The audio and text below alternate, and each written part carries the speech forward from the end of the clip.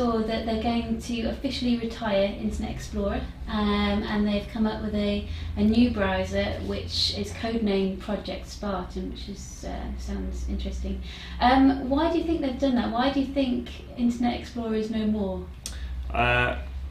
If I'm being brutally honest, the Internet Explorer version that was launched with Windows 8 and 8.1 is awful. It's probably one of their worst internet browser experiences that they've ever developed, and I think they needed to move away from that tarnished view that people had of Internet Explorer 11.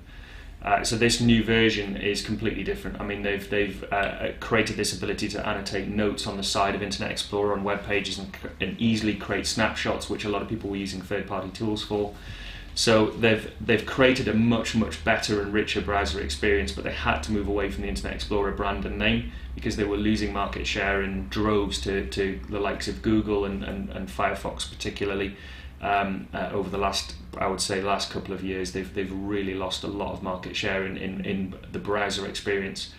In terms of search engine, they've probably done pretty well with Bing in terms of their search tool against Google, and have started to gain a bit of ground in that respect. But Internet Explorer for me was just a move away from the brand of Internet Explorer because they'd created such a poor experience over the last two versions, to be fair. Yeah. I think if you look back in history as well, I mean, Internet Explorer was an integral part of the Windows operating system.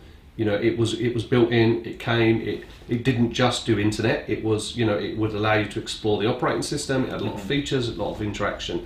And because of that, it had quite a heavy reliance in the way that it worked.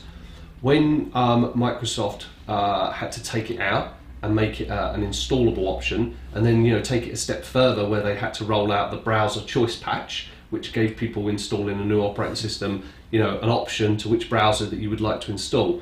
What you see happen is the likes of, you know, Google and Firefox and people like that come along with a really lightweight internet browser that worked in a certain way, that rendered in a certain way, that made it really fast and really slick. Yeah. I think Internet Explorer still holds all the baggage from the past. So I think what Microsoft have done, and I think it's a very good move, is actually say, do you know what? Internet Explorer is no more. Project Spartan's going to come out. Project Spartan, the product's going to be very lightweight, it's going to render a lot quicker. As Paul said, you're going to be able to annotate on it. And I like some of the ideas, because I quite often will send a link to somebody on a web page and say, what do you think about this?